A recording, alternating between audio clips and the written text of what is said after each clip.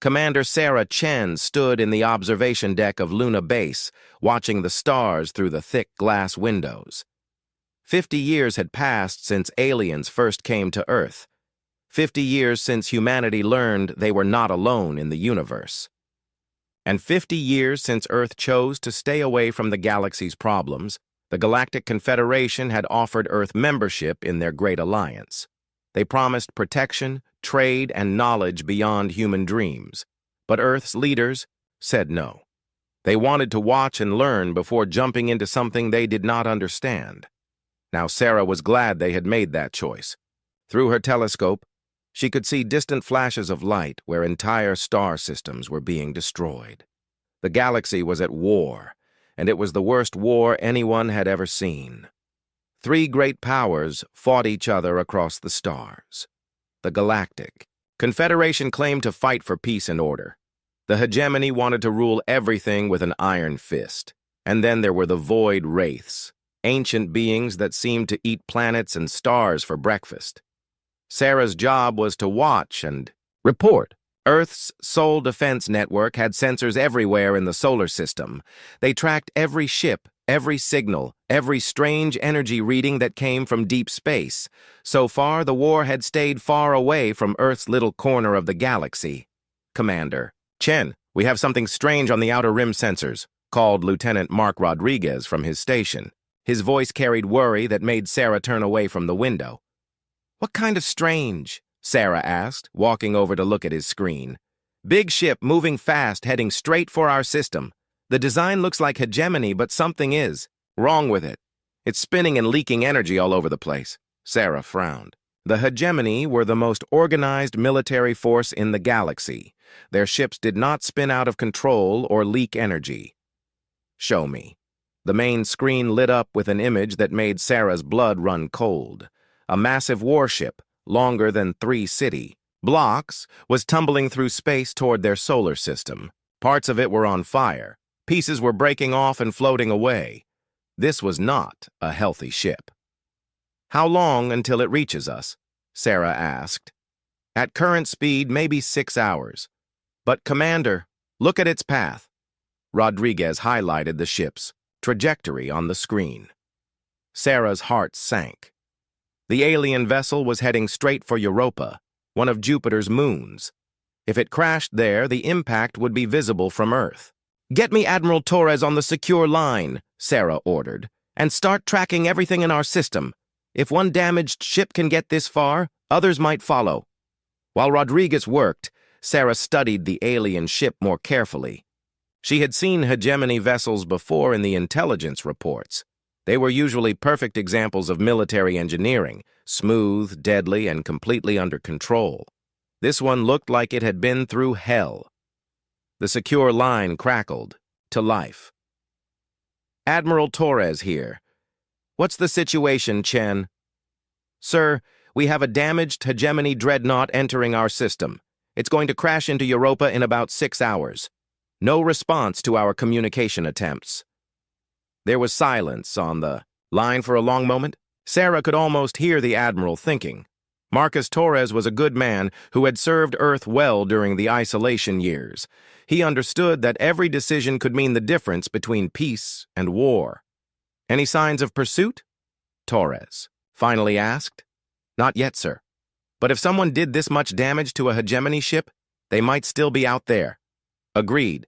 I'm sending the rescue ship Mercy to intercept. You coordinate from Luna Base. And Chen? Be ready for anything. Our peaceful days might be ending. The next few hours passed in a blur of activity. The Earth ship Mercy raced toward the tumbling alien vessel, while Sarah coordinated rescue efforts from Luna Base. More sensors came online. Defense platforms powered up for the first time in decades. The entire Sol Defense Network went to high alert. Dr. Elena Vasquez arrived at Luna Base just as the Mercy reached the alien ship. Elena was Earth's top expert on alien technology, a brilliant woman who had spent years studying the few alien artifacts that Earth had been allowed to examine. What do we know about the ship? Elena asked as she joined Sarah at the main console. Hegemony Dreadnought, probably their Crimson class. crew of about 3,000. But look at this. Sarah pointed to the energy readings on her screen. Whatever. Hit them. It didn't just damage the hull. It's like something sucked the life out of the ship itself. Elena studied the readings with growing concern. That's not possible. Hegemony power systems are completely isolated. Nothing should be able to drain them from the outside. Tell that to whoever attacked them, Sarah muttered. On the screen, they watched the Mercy extend its docking arms toward the alien ship. The human vessel looked tiny next to the massive hegemony dreadnought, but Earth's ships were built differently than the alien designs. Where alien ships were made for raw power, human ships were made to be clever. "Mercy to Luna Base," came Captain Lisa Park's voice over the radio. "We've docked successfully, beginning rescue operations. The alien ship's hull is intact, but there's almost no power anywhere. It's like a ghost ship." "Be careful in there, Lisa," Sarah replied. "We don't know what caused this damage. The rescue team found survivors deep in the ship's core, barely alive and huddled around emergency power cells."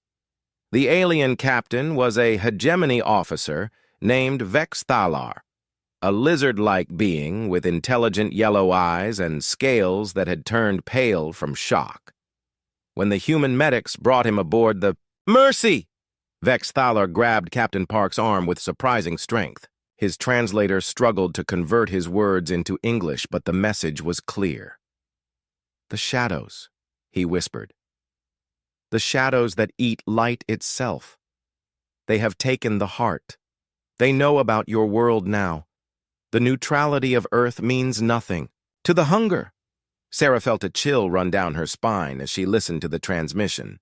"Captain Park, what is he talking about? What heart?" "There's something in their cargo bay," Park replied. "Some kind of device. It's giving off energy readings I've never seen before. Dr. Vasquez, you need to see this."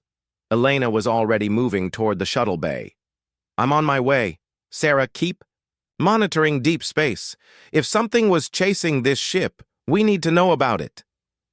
As Elena's shuttle raced toward the rescue site, Sarah expanded the sensor network to its maximum range. What she saw made her stomach drop.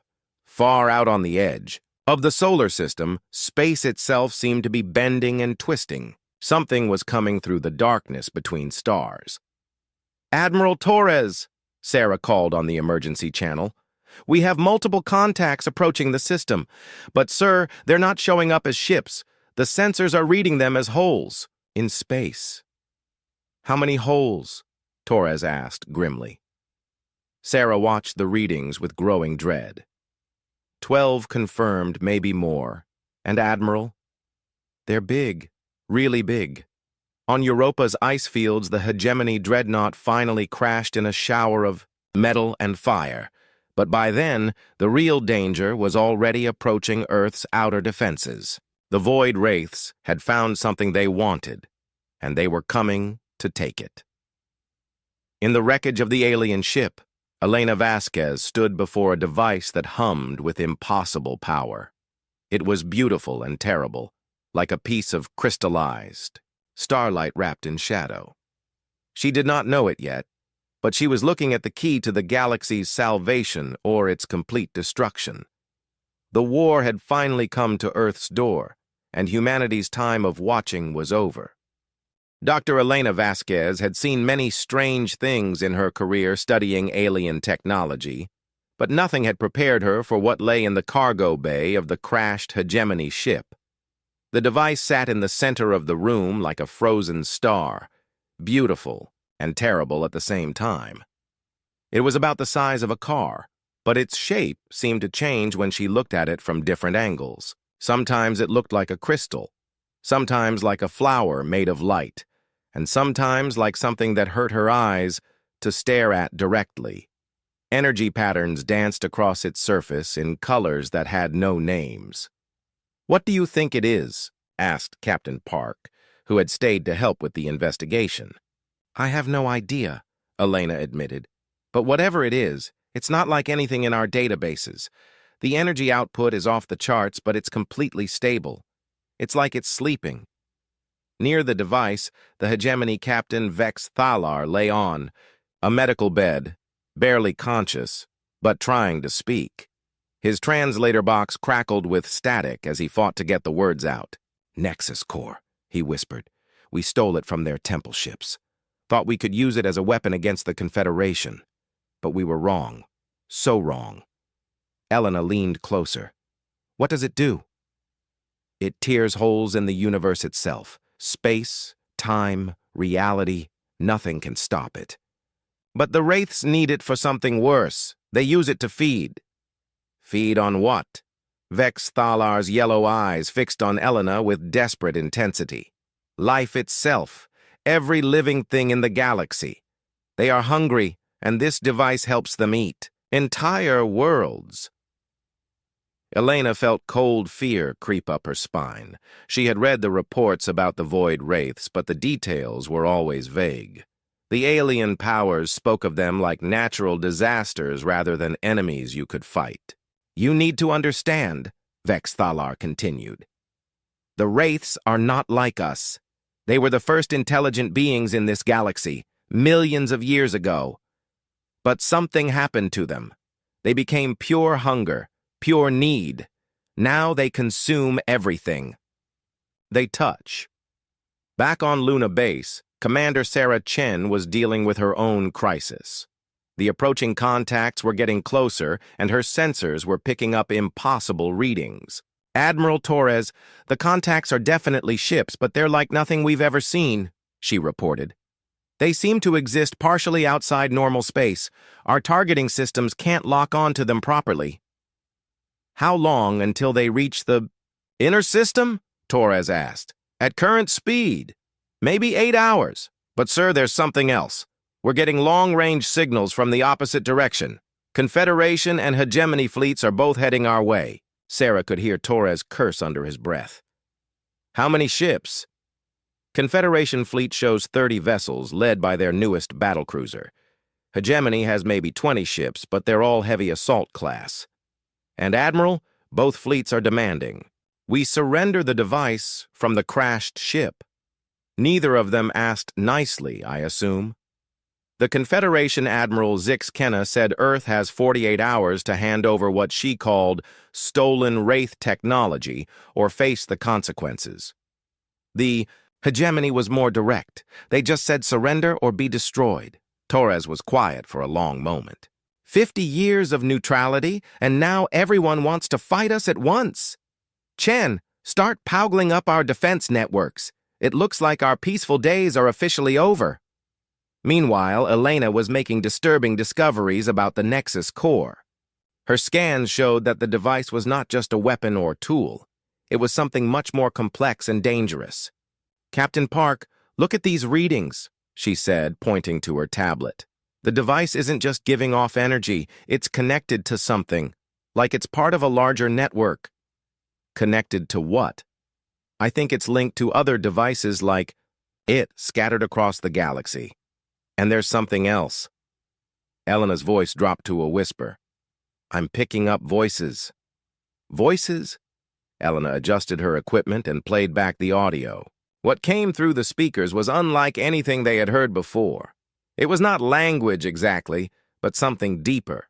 Pain and fear and desperate crying, all mixed together into a sound that made both humans feel sick. "What is that?" Park asked. "I think it's the people the Wraiths have consumed. Their voices are trapped in this network, calling out for help." Vex Thalar struggled to sit up on his medical bed. "You hear them too? We thought it was just our imagination. But the voices have been growing stronger ever since we stole the core." Elena felt a terrible understanding begin to form in her mind. "The Nexus core isn't just a weapon. It's like a storage device. The Wraiths use it to keep the consciousness of everyone they consume." "Why would they do that?" Park asked. "Maybe they need the minds as well as the bodies. Maybe consciousness itself is part of what they eat." Before anyone could respond, alarms began blaring throughout the crashed ship. Elena's equipment showed massive energy spikes coming from deep space. "Luna. Base to all rescue teams. came Sarah's urgent voice over the radio. "The approaching contacts just dropped out of whatever dimension they were traveling through. We have 12 Void Wraith vessels entering the outer system. All teams return to base immediately." Elena looked at the Nexus core with new understanding. "They're not just coming for the device. They're coming because the device called to them. It's like a beacon." "Then why did the hegemony steal it in the first place?" Park asked. Vex Thalar laughed bitterly. "Because we thought we were clever. We thought we could reverse engineer it and use its power against our enemies. We did not understand that taking it would mark us for destruction." Elena began packing her equipment quickly. "We need to get this device to a secure location.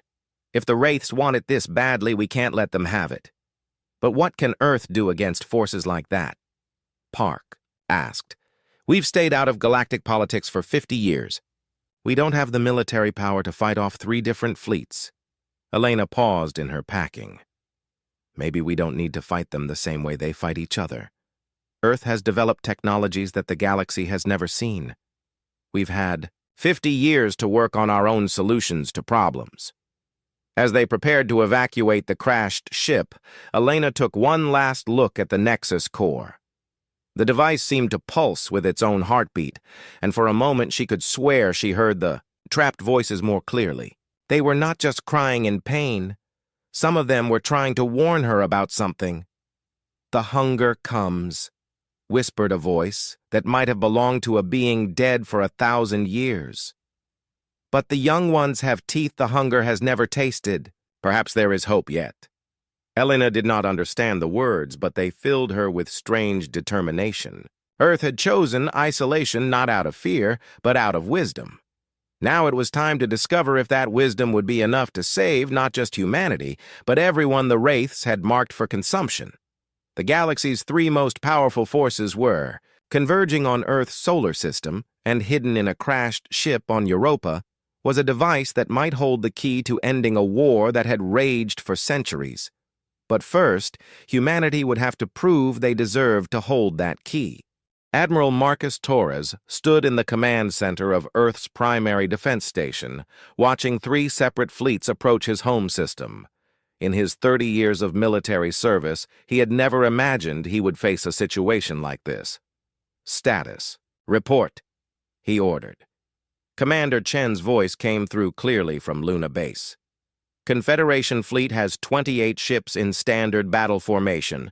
They're holding position near Saturn and demanding we surrender the Nexus core. Hegemony. Fleet is smaller but more aggressive.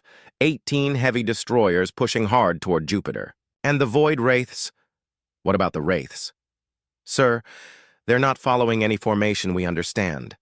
12 vessels that barely register on our sensors, moving through space like they're swimming through water instead of flying." Torres nodded, grimly. "What's our defensive status?" "All defense platforms are online. Ghost Fleet is ready for deployment. But Admiral, we've never tested our equipment against alien technology in actual combat." Torres understood her concern.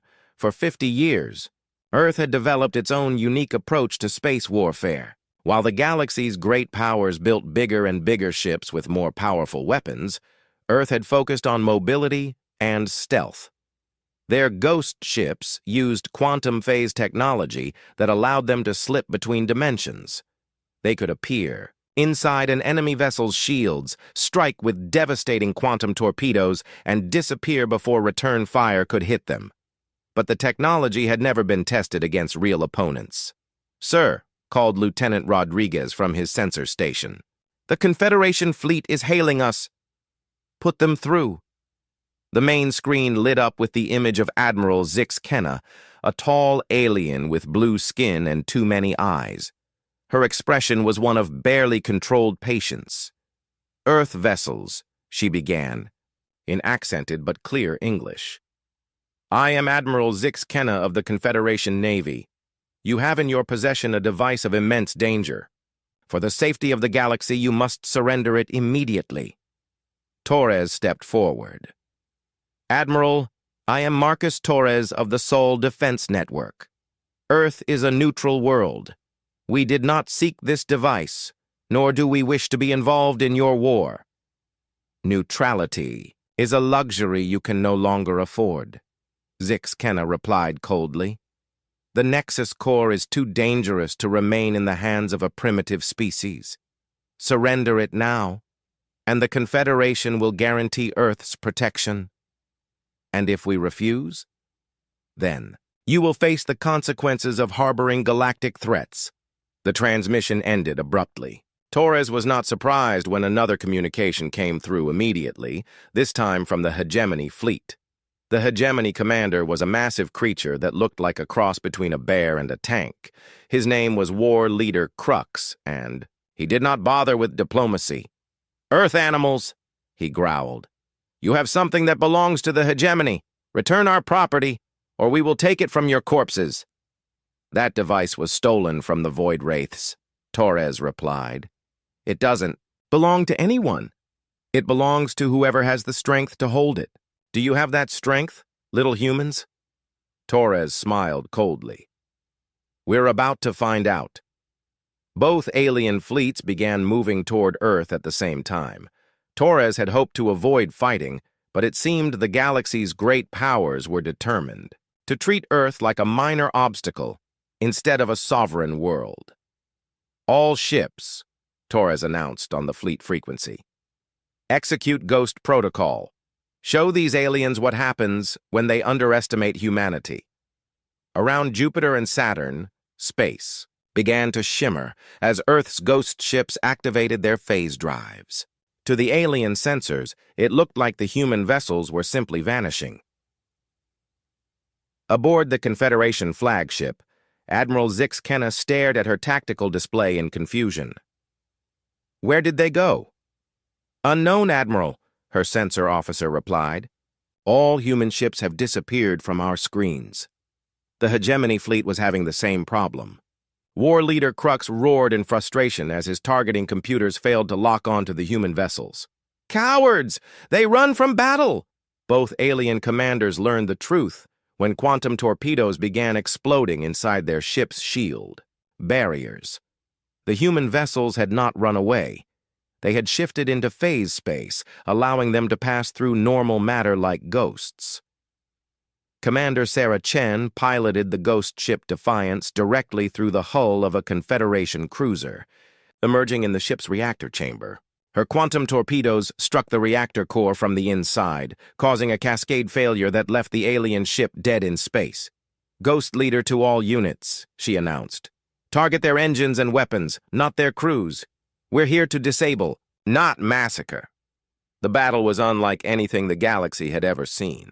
Human ships appeared and disappeared like deadly phantoms, striking from impossible angles and vanishing before return fire could reach them. The alien fleets found themselves fighting an enemy they could not see or predict.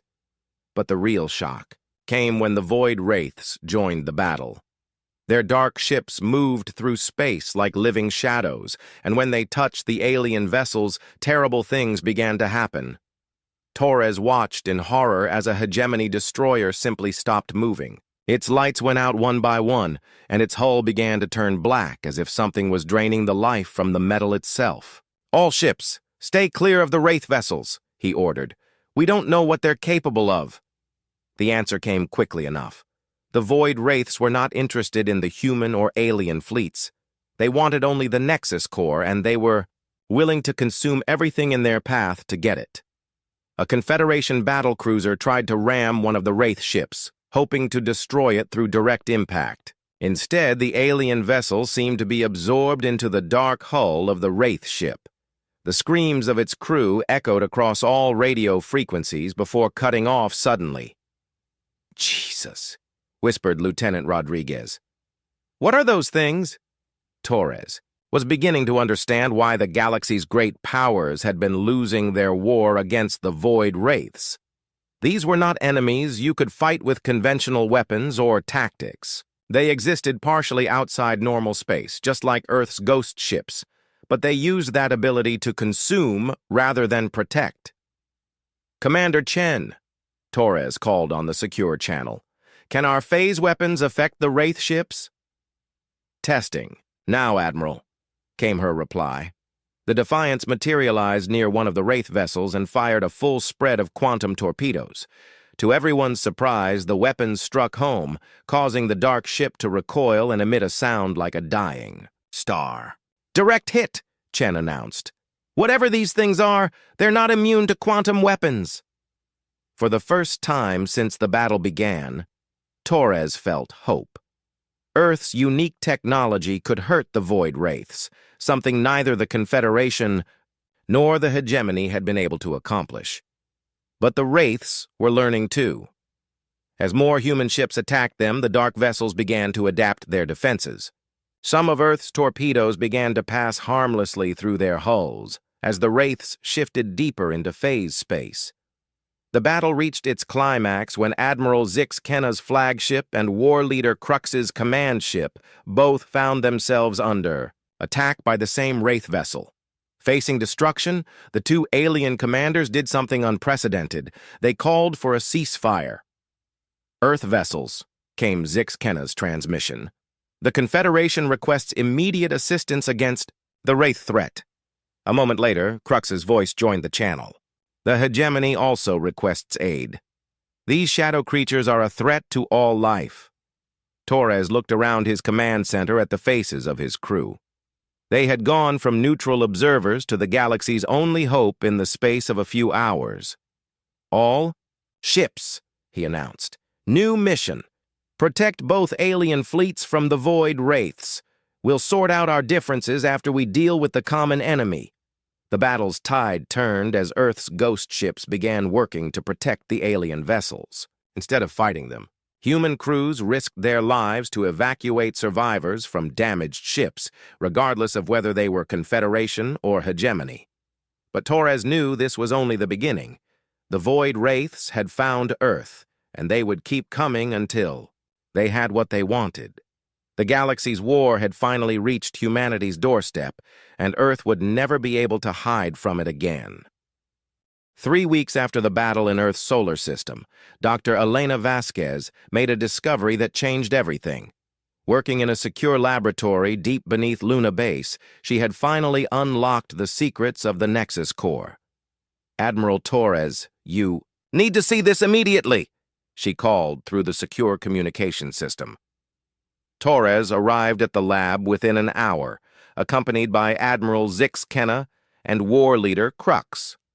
The temporary alliance between Earth, the Confederation, and the hegemony was still fragile, but the threat of the Void Wraiths had forced old enemies to work together. Elena stood before a massive holographic display showing the galaxy in 3 dimensions. Thousands of points of light marked star systems, but what caught everyone's attention were the dark spaces scattered throughout the map. "These are the locations where the Void Wraiths have completely consumed entire systems," Elena explained. "But look at the pattern." She highlighted the consumed areas, and a clear structure emerged. The dark zones formed a spiral pattern leading from the outer rim of the galaxy toward its center. "They're not attacking randomly," Torres realized. "They're following a plan." "Exactly. And the Nexus Core isn't just a weapon or a storage device. It's a map." Elena touched a control, and new information appeared on the display. "The device contains the locations of every intelligent species in the galaxy, past and present. It's like a cosmic cookbook for the Wraiths." War leader Crux growled in anger. "You mean they know where every world is? Every species?" "Worse than that. The core shows me that they've been planning this consumption for millions of years. They've been studying each species, learning their weaknesses, preparing for the perfect time to strike." Admiral Zix Kenna studied the display with her multiple eyes. "But Dr. Vasquez, this information flows both ways, does it not? If the device tells them where we are, it also tells us where they are?" Elena nodded grimly. "That's what I wanted to show you." She manipulated the hologram, and a new image appeared, a massive structure hidden in the dark space between galaxies. This is what the Wraiths call the Hunger Engine. It's their source of power, their command center, their everything. And according to the Nexus Core, it's been growing stronger for millions of years. The structure was enormous beyond imagination. It looked like a twisted combination of machine and living tissue, stretching across light years of space. Energy. Conduits connected it to thousands of smaller stations, and the whole thing pulsed with a sick, hungry light. That's where they keep the consciousness of every species they've consumed, Elena continued. Billions of minds trapped inside that thing, forced to power their war machine. Torres felt sick as he understood the implications. Every time they destroy a world, they add its people to that thing? The voices I heard in the Nexus Core are coming from there, and some of them have been trapped for thousands of years. War Leader Crux slammed his massive fist on the table. Then we destroy it. We take every ship we have and blow that abomination apart. It's not that simple, Elena replied. The hunger engine exists partially outside normal space-time. Conventional weapons can't touch it. That's why the Wraiths built it there. Admiral Zix Kenna's expression was thoughtful. But your quantum phase technology, Dr. Vasquez, could it reach the engine? Elena looked at Torres before answering. Theoretically, yes. Earth's ghost ships could phase into the same dimensional space as the engine, but the journey would be incredibly dangerous. We'd have to travel through the void between galaxies, with no hope of rescue if something went wrong. Torres was already making calculations in his head. How many ships would we need? The engine is protected by hundreds of Wraith vessels. We'd need a fleet large enough to fight our way through their defenses and still have enough ships left to assault the engine itself. The Confederation can provide 50 ships, Admiral Zix Kenna offered. The hegemony will commit 30 of our finest destroyers, Crux added. Torres nodded. And Earth will provide our entire ghost fleet, 25 ships with phase capability. But even if we succeed in destroying the engine, what happens to all the trapped consciousness inside it? Elena had been working on that problem as well. I think I can modify our consciousness transfer technology to free them. It would be like performing surgery on the galaxy's largest brain, but it might be possible. Before anyone could respond, alarms began sounding throughout Luna Base. Commander Sarah Chen's voice came over the intercom. Admiral Torres to the command center immediately. We have multiple Void Wraith ships approaching the outer system. The Edinburgh group rushed to the command center where Chen was coordinating the defense. The main screen showed 12 dark vessels moving through space toward Earth. They're not attacking, Chen reported. They're just waiting, like they're studying us. Elena understood immediately. They know we have the Nexus Core. They're probably trying to figure out how much we've learned from it. Can they access the device remotely? Torres asked. I don't think so, but the longer we keep it, the more likely they are to launch a full-scale assault to get it back. Torres made a decision that would change the course of the galactic war. Then we don't give them the chance. Admiral Zix Kenna, War Leader Crux, how quickly can you assemble your fleets? The Confederation ships can be ready in 48 hours, Zix Kenna replied. The hegemony needs only 1 day, Crux growled. Good. Dr. Vasquez, can you have your consciousness transfer equipment ready by then? Elena nodded, though she looked nervous. I'll need to test it first. If something goes wrong inside the hunger engine, we could accidentally wipe out billions of minds instead of freeing them. Then we'd better make sure nothing goes wrong, Torres said grimly. Over the next 2 days, the greatest fleet in galactic history assembled around Earth. Confederation cruisers worked alongside hegemony destroyers, while Earth's ghost ships prepared for a journey into the unknown. Old enemies shared intelligence and supplies, united by the threat that had terrorized the galaxy for too long.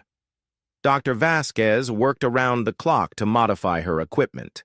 The consciousness transfer technology had originally been designed to move human minds between artificial bodies. Scaling it up to handle billions of alien consciousnesses would push the technology to its absolute limits. The hardest part, she explained to Torres, is that we don't know what kinds of minds we'll find in there. Some might be so damaged by centuries of captivity that they can't be saved. Others might be so alien that our equipment can't interface with them properly. Do your best, Torres replied. Even if we can only save some of them, it's better than leaving them all trapped. As the fleet prepared to depart, Elena made one more disturbing discovery. Deep in the Nexus Core's data, she found references to Earth that dated back thousands of years. Admiral, she called Torres to her lab urgently. The Wraiths have been watching humanity for a very long time. Look at this. The hologram showed Earth's history from an alien perspective. The rise and fall of civilizations, the development of technology, the growth of human population, all of it had been monitored and recorded by the Void Wraiths. They were planning to consume us, Elena said quietly. But something changed their minds. According to this data, they decided we were more useful as a development project than as food. What kind of development project? They wanted to create the perfect prey species, something intelligent enough to provide rich consciousness when consumed, but also capable of developing specific technologies that would make the harvest more efficient. Torres felt cold anger building in his chest. They were grooming us, like farmers preparing livestock. But they made a mistake, Elena continued. By encouraging our independence and our tendency to develop unique solutions to problems, they accidentally created the one species capable of fighting them on their own terms. Our phase technology? That, and our ability to work together despite our differences. Look around this base, Admiral. Confederation, hegemony, and human crews working side by side. The Wraiths never learned how to do that. They only know how to consume. Torres looked out at the assembled fleet and felt a grim satisfaction. The Void Wraiths had spent millions of years preparing to consume the galaxy. But in trying to create the perfect prey, they had created their own hunters. Signal the fleet, he ordered. It's time to end this war. The journey to the Hunger Engine took 3 weeks through the dark void between galaxies. Admiral Torres had never seen space so empty and cold. No stars, no planets, no signs of life. Just endless darkness stretching in all directions. The combined fleet of over 100 ships traveled in tight formation, with Earth's ghost ships providing scout patrols. Every day they detected more Void Wraith vessels shadowing them, but the enemy did not attack. They seemed to be waiting for something. They're hurting us, Commander Sarah Chen reported during one of the daily briefings. Every time we change course, they adjust their positions to push us back on track. They want us to reach the engine, Dr. Elena Vasquez realized. But why? War Leader Crux growled from his position at the conference table. Perhaps they are confident in their defenses, or perhaps it is a trap. Admiral Zixkenna's multiple eyes focused on the tactical display. Or perhaps they need us for something. Dr. Vasquez, is there anything in the Nexus Core about why they might want us to come to them? Elena had been studying the device constantly during their journey, learning new secrets every day. There's something about a convergence. The Wraiths believe that consuming our combined fleets will give them enough power to begin harvesting the entire galaxy at once. How much power could they possibly need? Torres asked. According to this, they've been preparing for something called the Great Feeding. Instead of consuming one world at a time, they want to drain entire star systems simultaneously. But they need consciousness from species with specific abilities to make it work. Elena brought up a new hologram showing the 3 allied species. Confederation minds for their organizational abilities, hegemony consciousness for their military instincts, and human awareness for our adaptability and problem-solving skills. They want to turn us into a weapon, Chen realized. A cosmic-scale weapon for consuming the galaxy. Torres felt sick, but also angry. Then we make sure they never get the chance. All ships, prepare for battle. We're going to hit that engine. With everything we have. When they finally reached the Hunger Engine, the sight was worse than anything the holographic displays had shown. The structure was massive beyond belief, a twisted combination of metal, flesh, and pure energy that stretched across space like a cancer. Thousands of Void Wraith ships surrounded it in perfect defensive formations. But what made everyone feel truly afraid were the voices. Even through the vacuum of space, they could hear the screams and cries of billions of trapped minds calling out for help. "All hands, this is Admiral Torres," he announced to the entire fleet. "What we see before us is the source of the galaxy's greatest evil. Inside that structure are the consciousness of every species the Wraiths have consumed over millions of years. Today, we free them all." The battle began when Earth's ghost ships phased directly into the engine's outer defenses. Sarah Chen led the first wave, her ship Defiance materializing inside a massive Wraith vessel and destroying it from within. But the Void Wraiths were ready for them.